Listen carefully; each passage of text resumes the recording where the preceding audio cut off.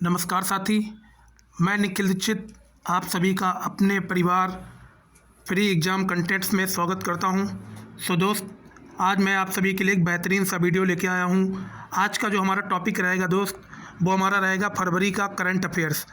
दोस्त, फरवरी में जितना भी करंट अफेयर्स है वो मैं एक सिंगल वीडियो के माध्यम से आज आप सभी के पास पहुंचाने का प्रयास करूंगा। आप चैनल पर नए हो तो चैनल को सब्सक्राइब जरूर कर लीजिएगा, बेल नोटिफिकेशन को भी प्रेस कर लीजिएगा ताकि आगे आने वाले सभी वीडियोस की नोटिफिकेशन सबसे पहले आपके पास पहुंच सके। तो ज़्यादा समय ना लेते हुए हम वीडियो की शुरुआत करते हैं और अपने क्वेश्चंस की ओर बढ़ते हैं। दोस्त, आज का जो हमारा टॉपिक रहेगा वो रहेगा दोस्त, फरवरी के जितने भी करंट अफेयर्स हैं वो सभी करंट अफेयर्स आप सभी को सिंगल वीडियो में ही कवर हो जाएंगे। तो आप चैनल पे अगर नए हो तो चैनल को सब्सक्राइब जरूर कर लीजिएगा और वीडियो में अंत तक जरूर बने रहिएगा। तो चलिए शुरुआत करते हैं। आज का हमारा जो पहला क्वेश्चन है वो इस प्रकार है, आपके सामने देखिए स्क्रीन पे आज का पहला सवाल आ चुका है। दोस्त, इसका आपको जवाब देना है कमेंट सेक्शन में। हाल ही में सबसे कम उम्र के माउंट एवरेस्ट के बेस कैंप तक पहुंचने का रिकॉर्ड किसने बनाया है? आपको बताना है हाल ही में सबसे कम उम्र में माउंट एवरेस्ट के बेस कैंप तक पहुंचने का रिकॉर्ड किसने बनाया है? आपको इसका जवाब देना है। आपको इसका क्या देना है? आपको इसका जवाब देना है। तो आपका सही जवाब होगा दोस्त कार्टर डलास। कार्टर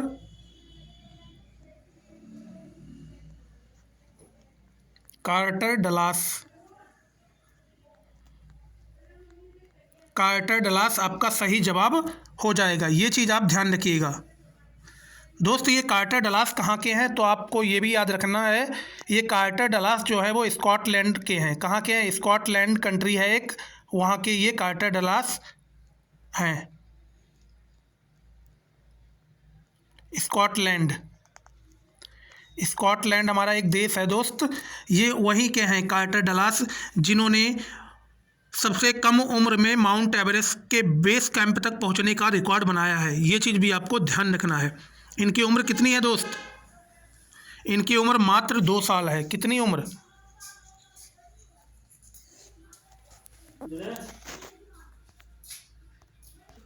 तो दोस्त, आप सभी लोग ये भी जान लीजिएगा कि जो कार्टर डलास थे इनकी उम्र कितनी थी? 2 साल उम्र थी मात्र। कितनी थी? 2 साल मात्र उम्र थी। दोस्त, इससे पहले यह रिकॉर्ड किसने हासिल किया था? ये भी जान लीजिएगा आप। इससे पहले यह रिकॉर्ड दोस्तों किसने हासिल किया था?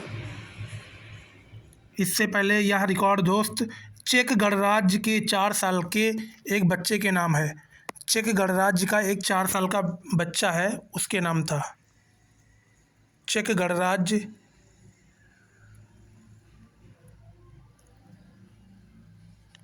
इससे पहले दोस्त ये चेक गणराज्य के 4 साल के बच्चे के नाम है। 4 साल का एक बच्चा है, उसके नाम ये रिकॉर्ड था। जिस रिकॉर्ड को किसने ब्रेक किया है? जिस रिकॉर्ड को ब्रेक किया है कार्टर डलास, जिनकी उम्र 2 साल है। दोस्त, कितनी उम्र है? 2 साल मात्र। अगले सवाल पे चलते हैं। अगला सवाल है, हाल ही में आर चंपक लक्ष्मी का निधन हुआ है, वह किस क्षेत्र से संबंधित थी? आपसे बोला गया है हाल ही में आर चंपक लक्ष्मी का निधन हुआ है, वह किस क्षेत्र से संबंधित थी? तो आर चंपक लक्ष्मी दोस्तों इतिहासकार थी। क्या थी? इतिहासकार थी। क्या थी? इतिहासकार थी।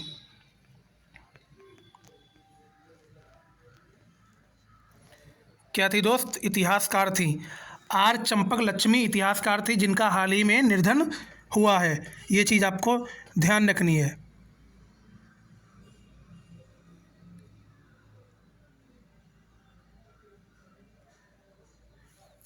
इसके साथ ही अगले सवाल पे बढ़ते हैं। अगला सवाल है, हाल ही में शिक्षा मंत्रालय ने किस संस्थान को डीम्ड यूनिवर्सिटी, कौन सी यूनिवर्सिटी? डीम्ड यूनिवर्सिटी का दर्जा दिया है? आपको बताना है हाल ही में शिक्षा मंत्रालय ने किस संस्थान को डीम्ड यूनिवर्सिटी का दर्जा दिया है। तो आपका सही जवाब क्या होगा? आपका सही जवाब होगा भारतीय जनसंचार संस्थान। भारतीय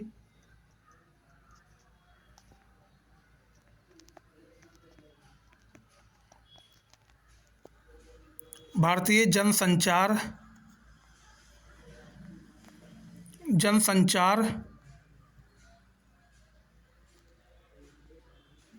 संस्थान।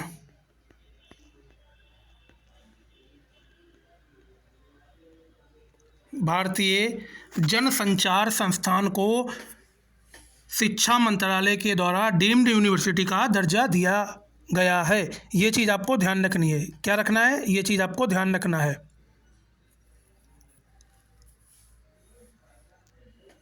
अगला सवाल, दिल्ली विश्वविद्यालय के school of open learning SOL ने कितने पाठ्यक्रमों की शुरुआत की जो सेंटर फॉर इनोवेटिव स्किल्स पर आधारित है?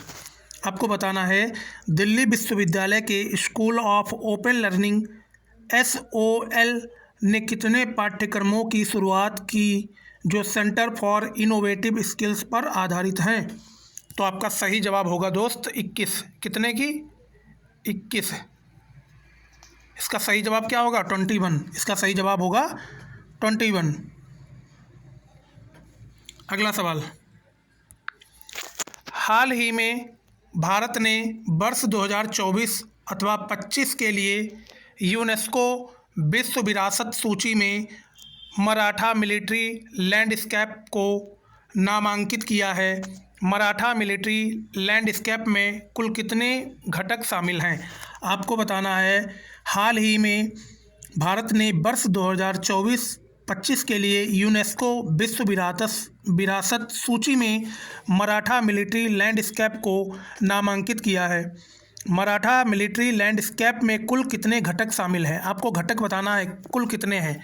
तो आपका सही जवाब हो जाएगा दोस्त 12 घटक शामिल हैं। कितने? 12 घटक शामिल हैं। ये 12 आपका सही जवाब हो जाएगा।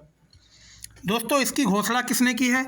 तो आपको याद रखना है इसकी घोषणा संस्कृति मंत्रालय ने की है। किसने की है? संस्कृति मंत्रालय के द्वारा इसकी घोषणा की गई है। संस्कृति मंत्रालय के द्वारा इसकी घोषणा की गई है। संस्कृति मंत्रालय के द्वारा इसकी घोषणा की गई है। ये चीज़ आपको ध्यान रखनी है। किसके द्वारा? संस्कृति मंत्रालय ने इसकी घोषणा की है दोस्त। अगला सवाल,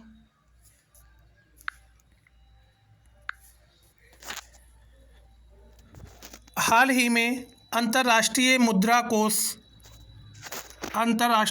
कोष को हम बोलते हैं IMF, इंटरनेशनल मॉनेटरी फंड। क्या बोलते हैं? IMF की फुल फॉर्म होती है इंटरनेशनल मॉनेटरी फंड। हाल ही में अंतर्राष्ट्रीय मुद्रा कोष ने वर्ष 2024 के लिए भारत की विकास दर को बढ़ाकर कितना प्रतिशत बताया है? हाल ही में आपको इसका जवाब देना है। हाल ही में अंतर्राष्ट्रीय मुद्रा कोष ने वर्ष 2024 के लिए भारत की विकास दर को बढ़ाकर कितना प्रतिशत बताया है? भारत की विकास दर को बढ़ाकर कितना प्रतिशत बताया गया है दोस्त IMF के द्वारा? ये आपको बताना है।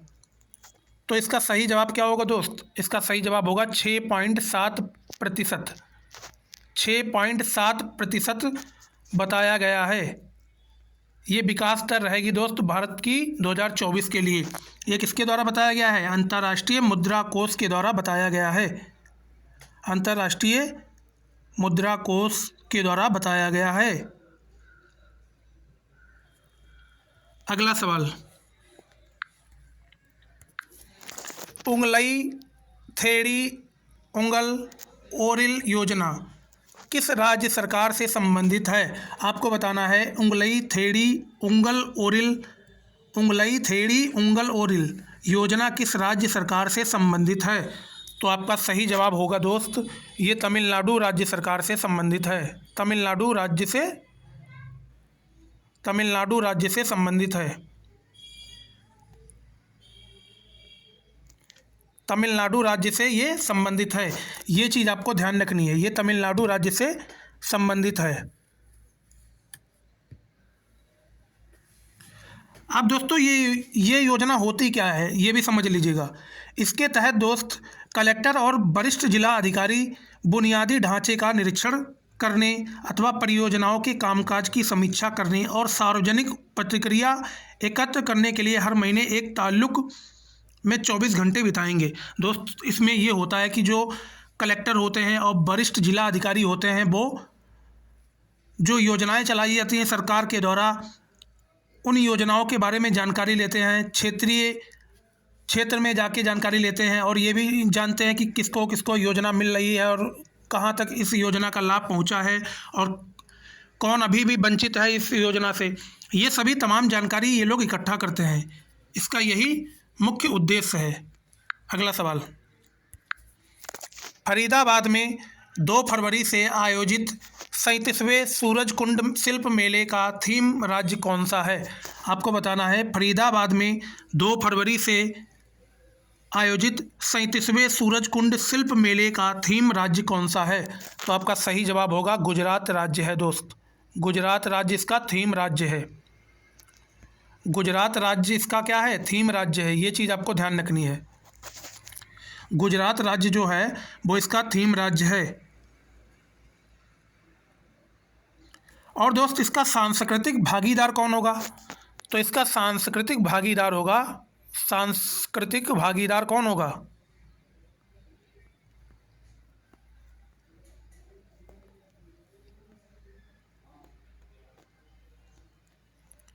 सांस्कृतिक भागीदार कौन होगा दोस्त? ये आपको बताना है। सांस्कृतिक भागीदार होगा कौन? तो ये आपको याद रखना है, इसका सांस्कृतिक भागीदार होगा पूर्वोत्तर। कौन होगा? पूर्वोत्तर के जो राज्य हैं वो इसके सांस्कृतिक भागीदार होंगे। सांस्कृतिक भागीदार कौन होगा? पूर्वोत्तर के जो राज्य हैं वो इसके सांस्कृतिक भागीदार होंगे। ये चीज़ आपको ध्यान रखनी है। अगला सवाल, हाल ही में 6 से 9 फरवरी तक भारत ऊर्जा सप्ताह के दूसरे संस्करण का आयोजन कहाँ किया जाएगा? आपको बताना है हाल ही में 6 से 9 फरवरी तक भारत ऊर्जा सप्ताह के दूसरे संस्करण का आयोजन कहाँ किया जाएगा? तो आपका सही जवाब होगा दोस्त, यह आयोजन गोवा में किया जाएगा। किस राज्य में किया जाएगा? गोवा राज्य में। किस राज्य में किया जाएगा? गोवा में ये इसका आयोजन किया जाएगा। इस चीज़ को आपको ध्यान रखना है।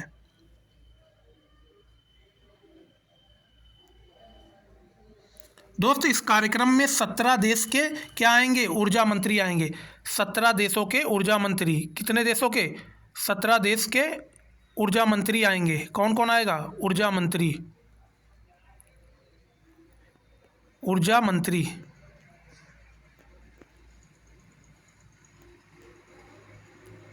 17 देश के ऊर्जा मंत्री दोस्त इस कार्यक्रम में शामिल होंगे और 35,000 भागीदार और 900 से अधिक प्रदर्शकों की भागीदार करने की आशा की जा रही है। ये भी चीज़ आपको याद रखना है। 35,000 इसमें भागीदार होंगे। 35,000 इसमें भागीदार होंगे। कितने हज़ार? 35,000 इसमें भागीदार होंगे। भागीदार इसमें 35,000 होंगे। इसमें भागीदार कितने होंगे? 35,000 लोग इसमें भागीदार होंगे। और क्या होगा दोस्त? 900 से अधिक प्रदर्शक होंगे। 900 से अधिक क्या होंगे? प्रदर्शक होंगे। ये चीज़ आपको ध्यान रखनी है। अगला सवाल, हरित मेथेनॉल द्वारा संचालित विश्व का सबसे बड़ा कंटेनर जहाज कौन सा है? आपको बताना है हरित मेथेनॉल द्वारा संचालित विश्व का सबसे बड़ा कंटेनर जहाज कौन सा है? तो आपका सही जवाब आपको इसमें बताना है। तो विश्व का सबसे बड़ा कंटेनर जहाज दोस्त एनए मार्सक है। एनए मार्सक। एनए मार्सक।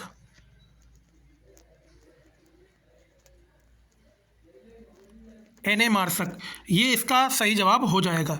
चलिए बढ़ते हैं अगले सवाल पे। भारत टेक्स 2024 वर्ष 2024 का सबसे बड़ा वस्त्र संबंधी कार्यक्रम 26 से लेकर 29 फरवरी तक कहाँ आयोजित किया जाएगा? ये आपको बताना है। भारत टेक्स 2024 वर्ष 2024 का सबसे बड़ा वस्त्र संबंधी कार्यक्रम 26 से लेकर 29 फरवरी तक कहाँ आयोजित किया जाएगा? ये कार्यक्रम दोस्त आपका नई दिल्ली में आयोजित किया जाएगा।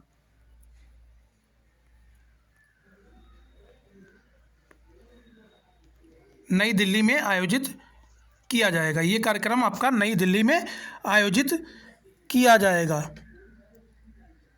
ये दोस्त ये कार्यक्रम जो है ये किस मंत्रालय से संबंधित है? तो ये आपको याद रखना है, ये वस्त्र मंत्रालय से संबंधित है। वस्त्र मंत्रालय से संबंधित ये कार्यक्रम है। ये कार्यक्रम जो है वो किससे संबंधित है, तो ध्यान रखिएगा, ये कार्यक्रम दोस्त वस्त्र मंत्रालय से संबंधित है। वस्त्र मंत्रालय से संबंधित है। फिर हमारा अगला सवाल दोस्त है, देखिए आपके सामने स्क्रीन पे आ चुका है। हाल ही में सत्येंद्र नाथ बोस के महान कार्यों की 100वीं वर्षगांठ कहाँ मनाई गई। आपको बताना है, हाल ही में सत्येंद्र नाथ बोस के महान कार्यों की 100वीं वर्षगांठ कहाँ मनाई गई। तो ये दोस्त आपकी कोलकाता में मनाई गई। कहाँ पे, ये कोलकाता में मनाई गई।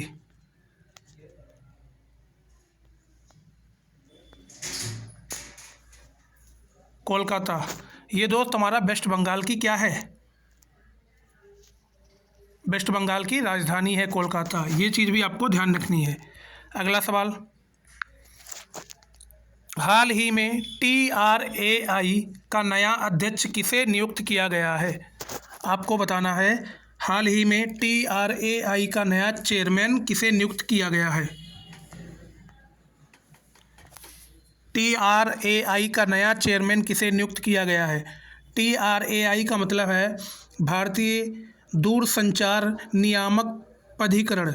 इसका मतलब होता है भारतीय दूरसंचार नियामक प्राधिकरण। TRAI का मतलब होता है भारतीय दूरसंचार नियामक प्राधिकरण। इसका नया चेयरमैन किसे नियुक्त किया गया है। तो इसका जवाब दोस्त आप सभी को देना है। इसका जवाब आप सभी को देना है। हाल ही में TRAI का नया चेयरमैन किसे नियुक्त किया गया है। आपको बताना है नया चेयरमैन किसे नियुक्त किया गया है। तो याद रखिएगा, अनिल कुमार लाहोटी को। अनिल कुमार लाहोटी।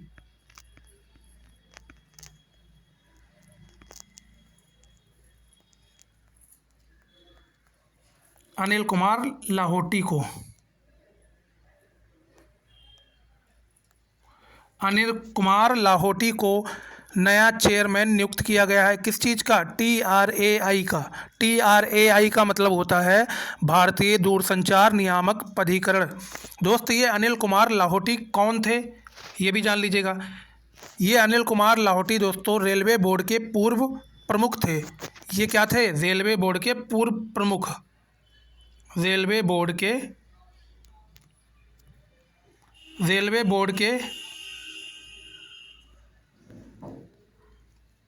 पूर्व प्रमुख। ये रेलवे बोर्ड के पूर्व प्रमुख थे। कौन, अनिल कुमार लाहोटी, जिन्हें अब TRAI का नया चेयरमैन नियुक्त किया गया है। अगला सवाल, हाल ही में लार्सन एंड टुर्बो को कहाँ सौर ऊर्जा संयंत्र स्थापित करने का कॉन्ट्रैक्ट मिला है। आपको बताना है, हाल ही में लार्सन एंड टुर्बो को कहाँ सौर ऊर्जा संयंत्र स्थापित करने का कॉन्ट्रैक्ट मिला है। तो आपको इसका सही जवाब देना है। तो इसको दोस्तों कॉन्ट्रैक्ट कहाँ मिला है, दुबई में इसको कॉन्ट्रैक्ट मिला है स्थापित करने का। दुबई में, कहाँ पे, दुबई में। ये चीज़ आपको ध्यान रखनी है। ये चीज़ आपको ध्यान रखनी है। अगला सवाल, वर्ष 2023 में लगातार चौथी बार दुनिया की सबसे ज़्यादा बिकने वाली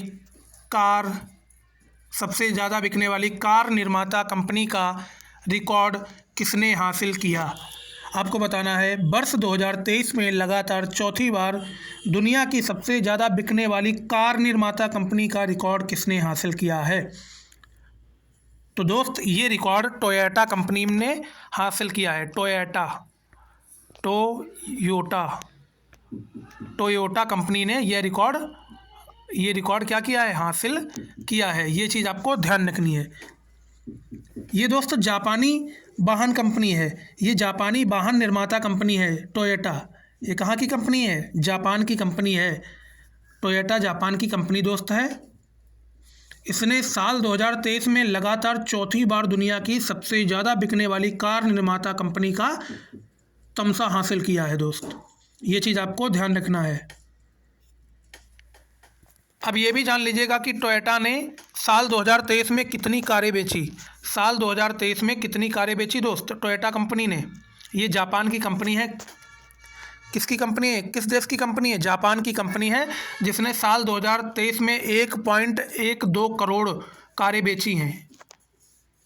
करोड़ कार बेची हैं दोस्त इसने साल 2023 में। ये चीज़ आपको ध्यान रखनी है। अगला सवाल, अंतरिम बजट 2024 में किस मंत्रालय को सबसे अधिक बजट आवंटित किया गया है? अभी दोस्त हाल ही में अंतरिम बजट पेश किया गया है, उसमें आप सभी से पूछा गया है किस मंत्रालय को सबसे अधिक बजट आवंटित किया गया है। तो आपका सही जवाब होगा रक्षा मंत्रालय को सबसे ज़्यादा बजट आवंटित किया गया है। किस मंत्रालय को? रक्षा मंत्रालय को सबसे ज़्यादा बजट आवंटित किया गया है। जो अभी हाल ही में अंतरिम बजट पेश किया गया है, उस बजट के अंतर्गत रक्षा मंत्रालय को सबसे ज़्यादा बजट आवंटित किया गया है। ये चीज़ आपको ध्यान रखना है दोस्त। यह छठा मौका था जब ये छठा मौका था जब वित्त मंत्री निर्मला सीतारमण ने ये छठा मौका था दोस्त जब वित्त मंत्री निर्मला सीतारमण ने बजट पेश किया। छठी बार दोस्त वित्त मंत्री निर्मला सीतारमण ने बजट को पेश किया। तो भारत के वित्त मंत्री कौन है? निर्मला सीतारमण है। वित्त मंत्री का मतलब है फाइनेंस मिनिस्टर कौन है? निर्मला सीतारमण है। ये चीज़ भी आपको याद होनी चाहिए दोस्त। अंतरिम बजट के अनुसार रक्षा मंत्रालय को कितना बजट दिया गया, तो ये भी आप जान लीजिएगा। 6.20 लाख करोड़। 6.20 लाख करोड़ रुपए का बजट दिया गया है। किसको? रक्षा मंत्रालय को। 6.20 लाख करोड़ रुपए का बजट दिया गया है रक्षा मंत्रालय को। ये चीज़ आपको ध्यान रखनी है। और दोस्त इसके बाद दूसरे नंबर पे जो आता है, दूसरे नंबर पे सबसे ज़्यादा बजट किसको दिया गया है, ये भी आपको मालूम होना चाहिए। तो दूसरे नंबर पे याद रखना, दूसरे नंबर पे हमारा आता है सड़क परिवहन और राजमार्ग मंत्रालय। सड़क परिवहन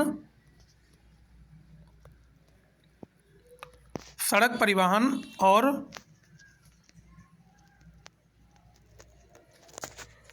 राजमार्ग मंत्रालय। सड़क परिवहन और राजमार्ग मंत्रालय। इसको कितना दिया गया है ये आप बताइएगा कमेंट सेक्शन में। इसको दोस्तों कितना दिया गया, तो आप याद रखिएगा इसको दिया गया है 2.78 लाख करोड़ रुपए का बजट दिया गया है। 2 लाख करोड़ का बजट दिया गया है किसको? सड़क परिवहन और राजमार्ग मंत्रालय को। ये चीज़ भी आपको ध्यान रखनी है। अगला सवाल, हाल ही में ट्रांसपेरेंसी इंटरनेशनल के भ्रष्टाचार धारणा सूचकांक 2023 में भारत किस स्थान पर है? आपको बताना है हाल ही में ट्रांसपेरेंसी इंटरनेशनल के भ्रष्टाचार धारणा सूचकांक 2023 में भारत किस स्थान पर है? तो आपका सही जवाब होगा भारत 93 पे है, 93 स्थान पे है। भारत 93 स्थान पे है। ये चीज़ आपको ध्यान रखनी है। भारत कौन से नंबर पे है? भारत दोस्त 93 नंबर पे है, 93 नंबर पे है। कौन से नंबर पे? 93 नंबर पे भारत है। ये चीज़ आपको ध्यान रखनी है। भारत 93 नंबर पे है। ये जो भ्रष्टाचार धारणा सूचकांक है ये कौन प्रकाशित करता है? ये कौन प्रकाशित करता है? तो ये आपको मालूम होना चाहिए कि ये प्रकाशित करता है दोस्त ट्रांसपेरेंसी इंटरनेशनल। कौन प्रकाशित करता है? ट्रांसपेरेंसी इंटरनेशनल इसे प्रकाशित करता है। 2023 में इसमें पहला स्थान किसने हासिल किया था? 2023 में पहला स्थान किसने हासिल किया था? पहला स्थान किसका था दोस्त? आपको बता देना है, पहला स्थान डेनमार्क का था। डेनमार्क का पहला स्थान इसमें डेनमार्क का था, जो डेनमार्क लगातार छठी बार बना है पहले स्थान पे। लगातार छठे साल ये डेनमार्क पहले स्थान पे बना है। डेनमार्क को अंक कितने मिले? डेनमार्क को दोस्त 90 अंक मिले। कितने अंक मिले? 90 अंक मिले डेनमार्क को। ये चीज़ भी आपको याद रखना है, 90 अंक मिले डेनमार्क को। चलिए बढ़ते हैं अगले सवाल पे। विश्व कुष्ठ रोग दिवस, कौन सा रोग? कुष्ठ रोग दिवस 2024 कब मनाया गया? आपको बताना है विश्व कुष्ठ रोग दिवस 2024 कब मनाया गया। ये चीज़ आपको बतानी है, ये चीज़ आपको बतानी है। तो याद रखिएगा विश्व कुष्ठ रोग दिवस 28 जनवरी को मनाया गया। 28 जनवरी, 28 जनवरी को मनाया गया। ये चीज़ आपको ध्यान रखना है। विश्व कुष्ठ रोग दिवस हर साल जनवरी के आखिरी रविवार को मनाया जाता है। ये चीज़ भी आपको ध्यान रखना है। ये कुष्ठ रोग दिवस क्यों मनाया जाता है? ये इसलिए दोस्त मनाया जाता है कि कुष्ठ रोग के बारे में जागरूकता फैलाना या जागरूकता बढ़ाने के लिए यह रोग दिवस मनाया जाता है कि कुष्ठ रोग के प्रति लोगों को जागरूक किया जाए। इसका यही मुख्य उद्देश्य होता है। इसकी थीम क्या था दोस्त? विश्व कुष्ठ रोग दिवस 2023 की थीम क्या थी, इसे बताइएगा। 2023 में जो कुष्ठ रोग दिवस मनाया गया था उसकी थीम क्या थी? तो इसकी थीम ये थी, कुष्ठ रोग को हराएं। क्या थीम थी? 2023 में जो कुष्ठ रोग दिवस मनाया गया था उसकी थीम क्या थी? थीम क्या थी? थीम इसकी थी कुष्ठ रोग को भगाएं।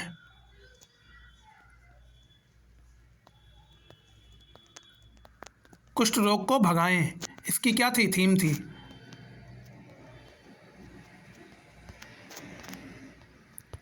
ये इसकी थीम थी। ये चीज़ भी आपको याद रखनी है, ये चीज़ भी आपको याद रखनी है दोस्त। अभी पिछला सवाल हमने बताया था, इसमें आप ये भी लिख लीजिए कि भारत की रैंक, यहाँ पे भारत को कितना स्कोर मिला था, ये भी आप ध्यान रखिएगा।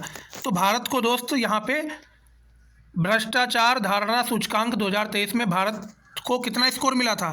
तो ये याद रखिएगा भारत को दोस्त कितना स्कोर मिला था। अभी हमने बताया था कि डेनमार्क को 90 अंक मिले थे, तो भारत को कितने अंक मिले थे? इसमें भारत को मिले थे 2023 में 39 अंक मिले थे। कितने?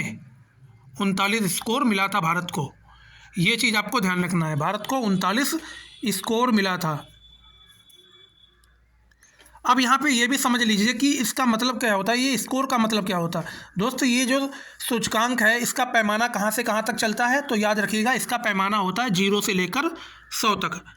नेक्स्ट पेज पे मैं आपको बता देता हूँ। इसका पैमाना होता है दोस्त 0 से लेकर 100 तक। पैमाना इसका होता है 0 से लेकर 100 तक। इसका पैमाना होता है 0 से लेकर 100 तक, इसका पैमाना होता है। अब जीरो स्कोर का मतलब क्या होता है? जीरो स्कोर का मतलब होता है वो देश सबसे ज़्यादा भ्रष्ट है। जीरो स्कोर का मतलब है अत्यधिक भ्रष्ट। जीरो स्कोर का मतलब है वह देश अत्यधिक भ्रष्ट है, अत्यधिक भ्रष्ट है। ये चीज़ भी आपको ध्यान रखनी है। जीरो का मतलब होता है दोस्त वह देश अत्यधिक भ्रष्ट है। और 100 का मतलब क्या होता है? 100 का मतलब होता है बहुत साफ, मतलब ज़्यादा वो भ्रष्ट नहीं है। 100 का मतलब होता है, 100 का मतलब क्या होता है? बहुत साफ। 100 का मतलब क्या होता है दोस्त? बहुत साफ। 100 का मतलब होता है बहुत साफ, बहुत साफ। ये चीज़ आपको ध्यान रखनी है, ये चीज़ आपको ध्यान रखनी है। तो चलिए बढ़ते हैं हम अगले सवाल पे, अगले सवाल पे बढ़ते हैं। ये भी सवाल मैंने अभी आपको कराया था जस्ट।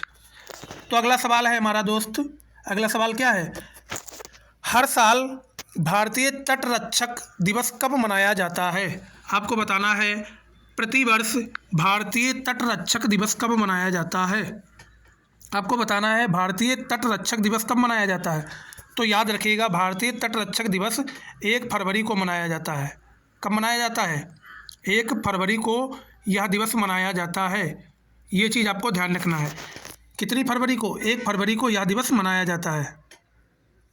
दोस्त भारतीय जो तटरक्षक है इसकी स्थापना कब हुई? ये भी आपको मालूम होना चाहिए। इसकी स्थापना कब हुई? भारतीय तटरक्षक इसकी स्थापना कब हुई?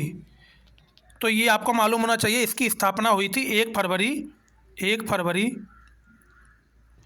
फरवरी 1977 को भारतीय तटरक्षक की स्थापना हुई थी। क्या हुई थी? स्थापना हुई थी। ये चीज़ आपको ध्यान रखना है। 1 फरवरी 1977 को इसकी स्थापना हुई थी। और यह दिन किसके लिए मनाया जाता है? यह दिन उन वीर जवानों के लिए प्रति समर्पित है। दोस्तों, ये जो 1 फरवरी 1977 को इसकी स्थापना हुई थी और 1 फरवरी को हम भारतीय तटरक्षक दिवस के रूप में मनाते हैं, इसका क्या मतलब है? क्यों मनाते हैं हम?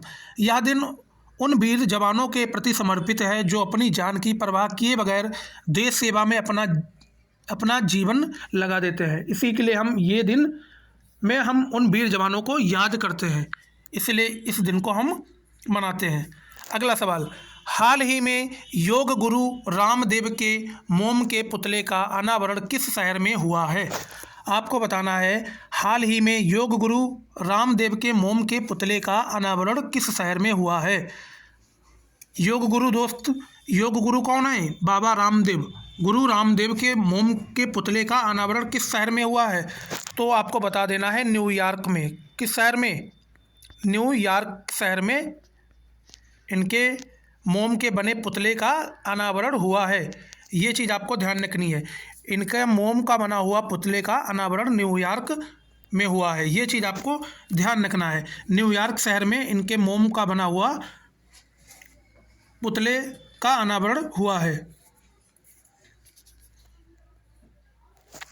अब दोस्त, भारत में इनका मोम का बना हुआ पुतले का अनावरण कब किया गया? तो भारत में इनका मोम का जो बना हुआ पुतला है, बाबा रामदेव, गुरु रामदेव का मोम का बना हुआ पुतला भारत में कब अनावरण किया गया? तो आपको याद रखना है 30 जनवरी 2024 को। 30 जनवरी 2024 को भारत में मोम का बना हुआ पुतले का अनावरण किया गया दोस्त। 30 जनवरी 2024 को अनावरण किया गया। और ये कहाँ पे किया गया? तो याद रखिएगा, ये दिल्ली में किया गया। कहाँ किया गया? तो याद रखिएगा, दिल्ली में किया गया। ये कहाँ किया गया दोस्त? ये दिल्ली में किया गया। और ये जो पुतला बना है दोस्त, मोम का बना हुआ पुतला है, ये मोम का जो बना हुआ पुतला है, इसकी मुद्रा क्या है दोस्त? इसकी मुद्रा क्या है? तो ये भी याद रखिएगा, यह पुतला वृक्षासन मुद्रा में है। कौन सी मुद्रा में? वृक्षासन मुद्रा में। इसकी मुद्रा क्या है? इसकी मुद्रा है वृक्षासन मुद्रा। वृक्षासन मुद्रा में इस पुतले का निर्माण करके इसका अनावरण किया गया है। अब दोस्त, यह जो पुतला है, यह कहाँ पे लगाया जाएगा? न्यूयॉर्क के मैडम तुसाद म्यूजियम में लगाया जाएगा। न्यूयॉर्क का एक मैडम तुसाद म्यूजियम है, एक मैडम तुसाद म्यूजियम है, उसी म्यूजियम में यह पुतला लगाया जाएगा। चलिए बढ़ते हैं अगले सवाल पे। हाल ही में किसने राष्ट्रमंडल देशों के महान्यायवादियों और सॉलिसिटर जनरल के सम्मेलन 2024 का उद्घाटन किया है? आपको जवाब देना है, हाल ही में किसने राष्ट्रमंडल देशों के महान्यायवादियों और सॉलिसिटर जनरल के सम्मेलन 2024 का उद्घाटन किया है? तो आपका सही जवाब होगा श्री नरेंद्र मोदी, भारत के जो प्रधानमंत्री हैं, श्री नरेंद्र मोदी के द्वारा इसका दोस्त उद्घाटन किया गया है। ये चीज़ आपको ध्यान रखनी है, नरेंद्र मोदी के द्वारा इसका उद्घाटन किया गया है। ये दोस्त, ये सम्मेलन जो है, ये सम्मेलन कहाँ हुआ? तो आपको याद रखना है नई दिल्ली के विज्ञान भवन में। नई दिल्ली के विज्ञान भवन में, नई दिल्ली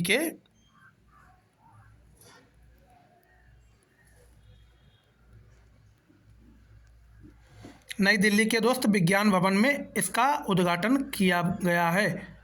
इस सम्मेलन का उद्घाटन किया गया है। कौन सा? नई दिल्ली के विज्ञान भवन में किया गया है। ये चीज़ आपको याद रखना है दोस्त। इसका मुख्य उद्देश्य क्या था? इसका मुख्य उद्देश्य क्या था और इसका मेन विषय क्या था? विषय क्या था दोस्त? इस सम्मेलन का मेन विषय, मुख्य विषय क्या था? तो ये भी आप जान लीजिएगा। इस सम्मेलन का मुख्य विषय यह था दोस्त, न्याय दिलाने में सीमा पार चुनौतियाँ। न्याय दिलाने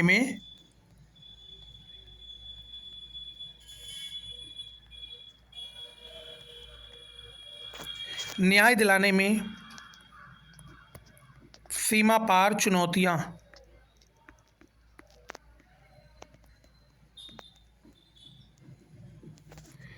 दोस्त, न्याय दिलाने में सीमा पार जो चुनौतियां होती, इसका यही विषय था।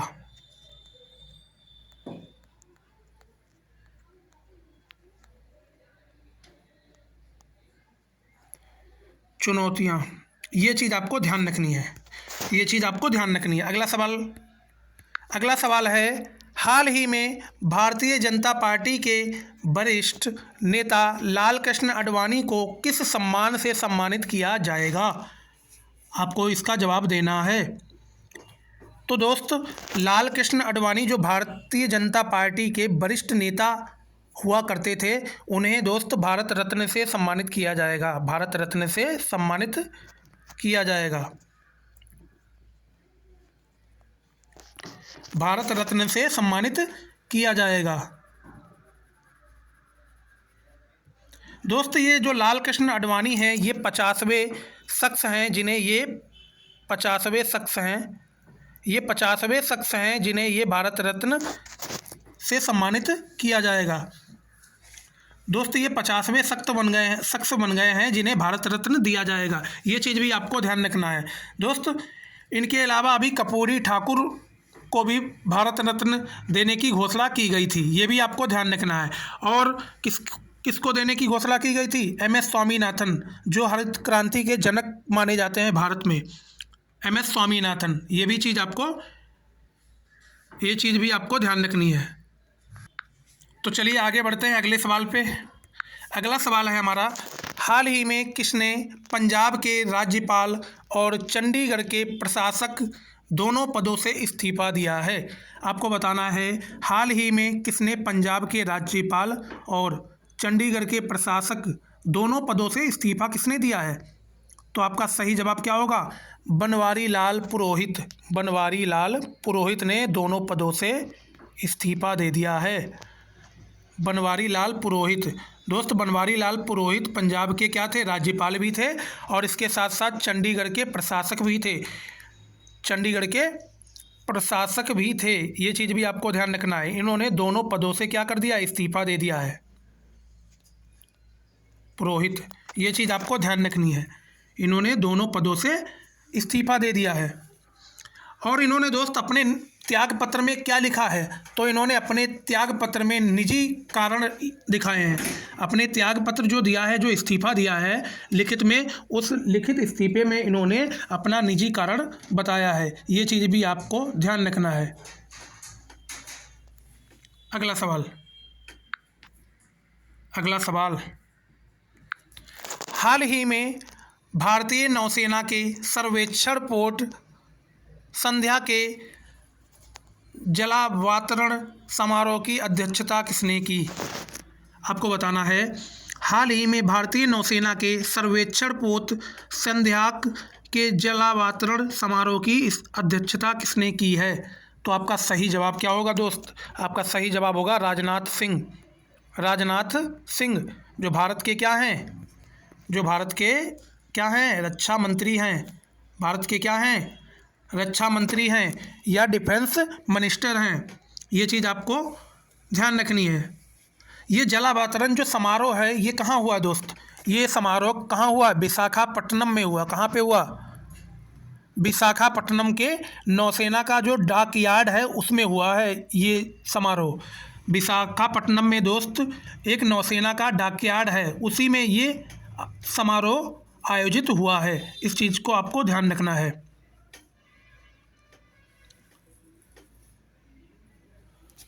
अगला सवाल, हाल ही में साधु मेहर का निधन हुआ है, वह किस क्षेत्र से संबंधित थे? आपको बताना है, हाल ही में साधु मेहर का निधन हुआ है, वह किस क्षेत्र से संबंधित थे? आपको बताना है, हाल ही में साधु मेहर का निधन हुआ है, वह किस क्षेत्र से संबंधित थे? तो दोस्त, ये अभिनय से संबंधित थे।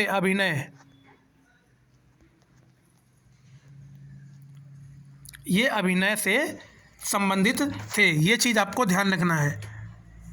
ये हिंदी और उड़िया फिल्मों के क्या थे? अभिनेता भी थे। ये हिंदी और उड़िया फिल्मों के अभिनेता थे।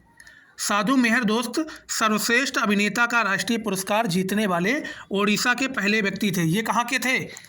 ये दोस्त ओडिशा के रहने वाले थे।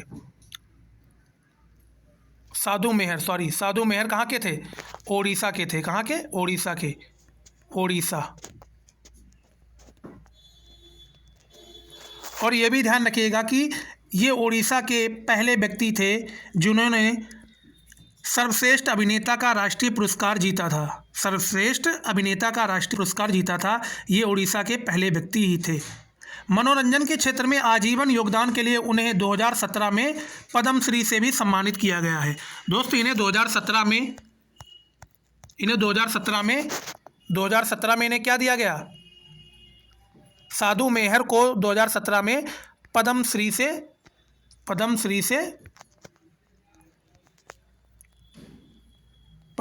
सम्मानित किया गया। पद्मश्री से सम्मानित किया गया। ये चीज़ भी आपको ध्यान रखना है। क्यों सम्मानित किया गया? क्योंकि इन्होंने मनोरंजन के क्षेत्र में आजीवन योगदान दिया है, इसी के लिए इन्हें 2017 में पद्मश्री से भी सम्मानित किया गया था। अगला सवाल है, 37वें सूरजकुंड अंतर्राष्ट्रीय शिल्प मेले में भागीदार देश के रूप में किसने भाग लिया है? आपको बताना है 37वें सूरजकुंड अंतर्राष्ट्रीय शिल्प मेले में भागीदार देश के रूप में किसने भाग लिया है? तो आपका सही जवाब होगा भागीदार देश के रूप में तंजानिया ने क्या किया है दोस्त? भाग लिया है। तंजानिया देश ने भागीदार देश के रूप में इसमें भाग लिया है। अब दोस्त इसका उद्घाटन किसने किया था? तो आपको याद रखना है इसका उद्घाटन किसके द्वारा किया गया था? इसका उद्घाटन राष्ट्रपति श्रीमती द्रौपदी मुर्मू के द्वारा किया गया था। श्रीमती भारत के राष्ट्रपति दोस्त श्रीमती द्रौपदी मुर्मू के द्वारा किया गया था। द्रौपदी मुर्मू, ये चीज़ आपको ध्यान रखनी है। श्रीमती द्रौपदी मुर्मू के द्वारा इसका क्या किया गया था? उद्घाटन किया गया था। ये चीज़ आपको ध्यान रखना है। ये चीज़ क्या करनी है? आपको ध्यान रखनी है।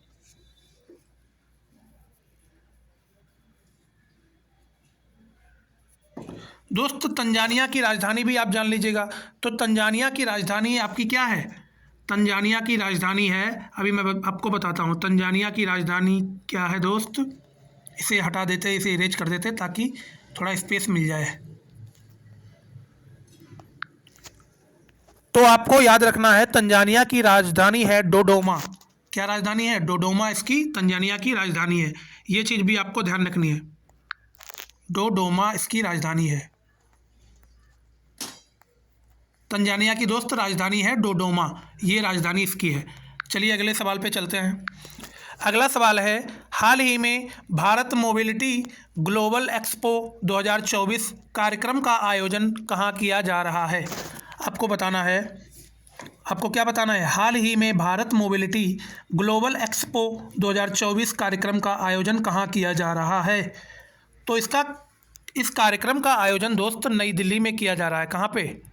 नई दिल्ली में किया जा रहा है। इस आयोजन का ये आयोजन दोस्त कहाँ हो रहा है? नई दिल्ली में हो रहा है।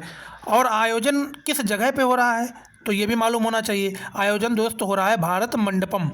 कहाँ हो रहा है? भारत मंडपम में इसका आयोजन हो रहा है। भारत मंडपम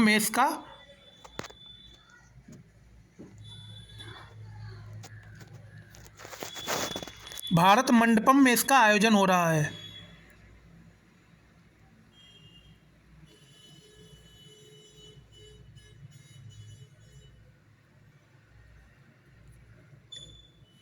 दोस्त इसमें भागीदारी किसकी होती है? ये जो मोबिलिटी ग्लोबल एक्सपो है इसमें भागीदारी होती है दोस्त जो मोटर गाड़ियों के कलपुर्जे बनाने वाले, जो मोटर गाड़ी के जो कलपुर्जे बनाते हैं दोस्त, और जो निर्माता कंपनी के जो भागीदार होते हैं, इसमें जो निर्माता कंपनी के मुखिया होते हैं दोस्त, उनकी सबकी भागीदारी होती है। ये चीज़ आपको ध्यान रखना है। हाल ही में भारत सरकार के मुख्य हाइड्रोग्राफर के रूप में किसने कार्यभार संभाला है? आपको बताना है। हाल ही में भारत सरकार के मुख्य हाइड्रोग्राफर के रूप में किसने कार्यभार संभाला है? तो आपका सही जवाब होगा लोचन सिंह पठानिया। क्या होगा? लोचन सिंह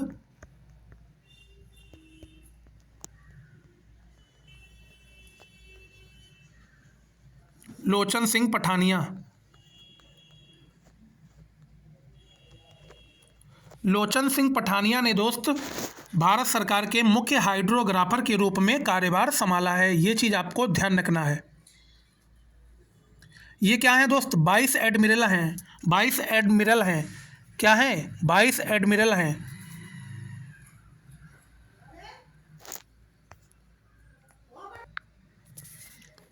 एक फरवरी 2024 को इन्होंने क्या किया है? ये कार्यभार संभाला है। 1 फरवरी 2024 को इन्होंने ये कार्यभार संभाला है। अगला सवाल, हाल ही में किस मंत्रालय ने ट्रैक चाइल्ड पोर्टल विकसित किया है? आपको बताना है, हाल ही में किस मंत्रालय ने ट्रैक चाइल्ड पोर्टल विकसित किया है? तो दोस्त ये किसने विकसित किया है? तो ये दोस्तों विकसित किया है महिला एवं बाल विकास मंत्रालय। किसने विकसित किया है? महिला एवं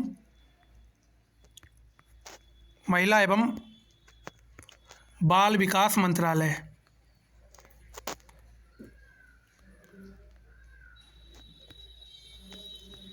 महिला एवं बाल विकास मंत्रालय ने ट्रैक चाइल्ड पोर्टल विकसित किया है। ये चीज़ आपको ध्यान रखना है। ये जो ट्रैक चाइल्ड पोर्टल है, इसका मुख्य उद्देश्य क्या है ये भी जान लीजिएगा। तो इसका मुख्य उद्देश्य या मकसद यही है कि जो यह लापता और पाए गए बच्चों का पता लगाने में सक्षम है। दोस्त ये जो पोर्टल है, ये लापता और पाए गए जो बच्चे होते हैं उनका पता लगाने के लिए सक्षम है। ये भी जान लीजिएगा आप। अगला सवाल, हाल ही में भारत ने गणतंत्र दिवस पर एकीकृत भुगतान प्रणाली यूपीआई की औपचारिक शुरुआत कहाँ की है? यूपीआई एकीकृत भुगतान प्रणाली यूपीआई की शुरुआत कहाँ की है दोस्त? कहाँ पे की है? तो याद रखिएगा, ये पेरिस में की गई है। कहाँ पे की गई है? पेरिस में की गई है। पेरिस दोस्तों किसकी राजधानी है? तो याद रखिएगा, ये पेरिस किसकी राजधानी है? फ्रांस की राजधानी है। ये फ्रांस की क्या है? कैपिटल है। फ्रांस की राजधानी है। ये चीज़ भी आपको याद रखना है। और ये पेरिस में कहाँ पे किया गया? आईफेल टावर पे किया गया। आईफेल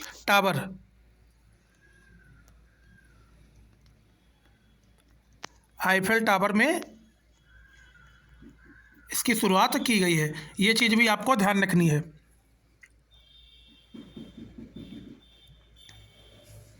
अगला सवाल, हाल ही में चौथे खेलो इंडिया शीतकालीन खेल कहाँ शुरू हुए हैं? हाल ही में चौथे खेलो इंडिया शीतकालीन खेल कहाँ शुरू हुए हैं?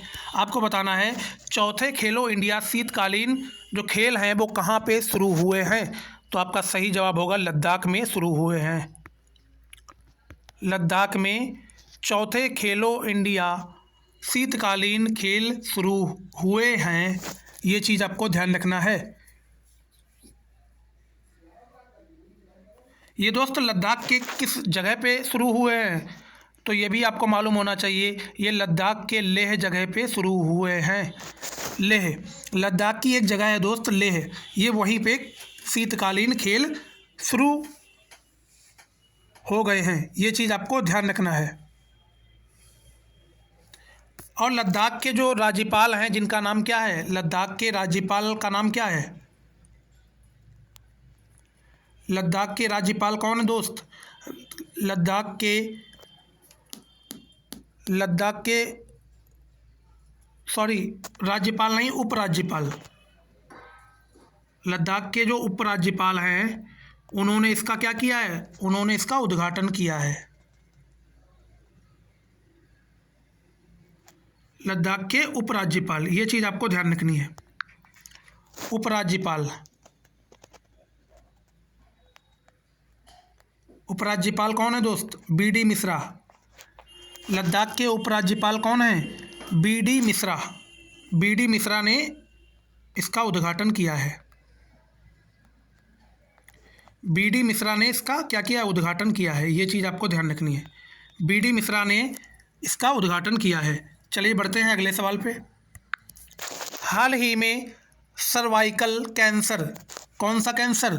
हाल ही में सर्वाइकल कैंसर से बचाव के लिए कितने वर्ष की बालिकाओं को टीकाकरण किया जाएगा? हाल ही में सर्वाइकल कैंसर से बचाव के लिए कितने वर्ष की बालिकाओं को टीकाकरण किया जाएगा? तो आपको बताना है। तो दोस्त 9 से 14 वर्ष 9 से 14 वर्ष तक की बालिकाओं को टीकाकरण किया जाएगा।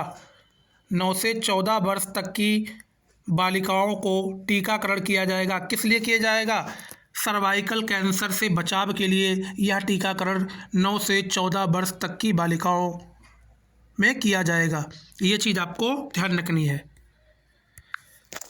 हाल ही में किस राज्य के मुख्यमंत्री हेमंत बिस्वा शर्मा ने पॉलिटिकल हिस्ट्री ऑफ असम का पहला खंड जारी किया है? आपको बताना है हाल ही में किस राज्य के मुख्यमंत्री हेमंत बिस्वा शर्मा ने पॉलिटिकल हिस्ट्री ऑफ असम का पहला खंड जारी किया है? तो आपका सही जवाब होगा असम के मुख्यमंत्री हैं हेमंत बिस्वा शर्मा। इन्होंने पॉलिटिकल हिस्ट्री ऑफ असम का पहला खंड जारी किया है। 2025 तक दोस्त 2025 तक यह पुस्तक 3 खंडों में पूरी हो जाएगी। 2025 तक 3 खंडों में यह पुस्तक पूरी हो जाएगी। और इस पुस्तक में दोस्त 1947 से लेकर 2020 तक की असम की जितनी राजनीतिक घटनाएं हैं वो सभी शामिल हैं। 1947 से 2020 तक की असम की जितनी भी राजनीतिक घटनाएं हैं वो सभी राजनीतिक घटनाएं इस खंड में आप सभी को मिल जाएंगी। अगला सवाल, हाल ही में बिग बॉस 17 का फाइनल किसने जीता? हाल ही में बिग बॉस 17 का फाइनल नहीं, यहाँ पे होगा फिनाले। यहाँ होगा फिनाले।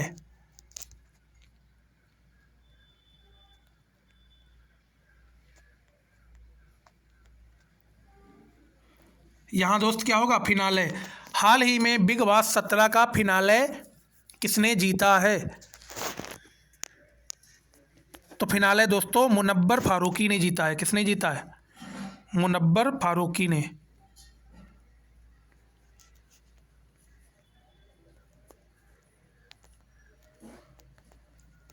बिग बॉस 17 का फिनाले मुनव्वर फारूकी ने जीता है। इसमें दोस्त ट्रॉफी के साथ साथ क्या क्या दिया जाता है? ट्रॉफी के साथ साथ मुनव्वर को 50 लाख रुपए नगद और एक कार भी मिली है। 50 लाख रुपए नगद, 50 लाख नगद और क्या मिला दोस्त? एक कार भी इन्हें मिली है दोस्त प्राइज के रूप में। ये चीज़ आपको ध्यान रखना है। और ट्रॉफी भी मिली है। हाल ही में साल 2023 के महाराष्ट्र भूषण पुरस्कार से किसे सम्मानित किया जाएगा? हाल ही में साल 2023 के महाराष्ट्र भूषण पुरस्कार से किसे सम्मानित किया जाएगा? तो आपका सही जवाब होगा अशोक सराफ को। अशोक सराफ को महाराष्ट्र भूषण पुरस्कार 2023 से सम्मानित किया जाएगा। अशोक सराफ, ये चीज़ आपको ध्यान रखनी है। अशोक सराफ को। यह दोस्त क्या है? ये वरिष्ठ मराठी अभिनेता हैं। ये वरिष्ठ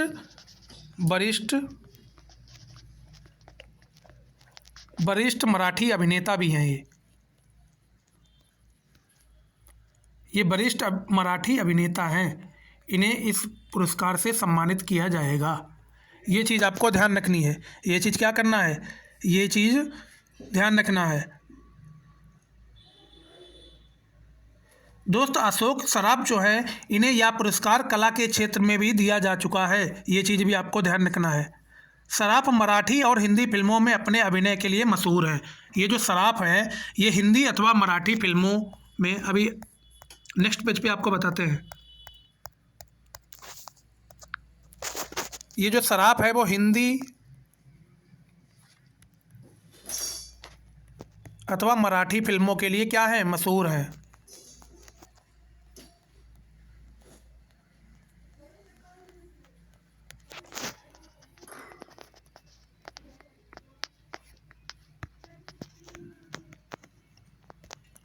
ये हिंदी अथवा मराठी फिल्मों के लिए मशहूर हैं। ये चीज़ भी आपको ध्यान रखना है। कौन? अशोक सराफ। ये चीज़ भी आपको ध्यान रखना है।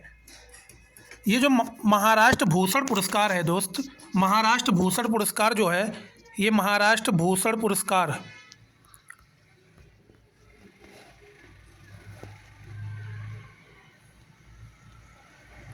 ये जो महाराष्ट्र भूषण पुरस्कार है, ये जो महाराष्ट्र भूषण पुरस्कार है, ये राज्य का सर्वोच्च नागरिक पुरस्कार है। ये राज्य का क्या है? ये महाराष्ट्र राज्य का सर्वोच्च नागरिक पुरस्कार है। तो ये थे हमारे फरवरी के करंट अफेयर्स जो मैंने आप सभी के सामने यहाँ पे बताए हैं। तो हमारे द्वारा जो जानकारी दी गई, अगर आपको अच्छी लगी हो तो वीडियो को ईमानदारी से लाइक करना, शेयर करना अथवा कमेंट करना बिल्कुल भी ना भूलें, और चैनल पर नए हो तो चैनल को सब्सक्राइब करना भी ना भूलें।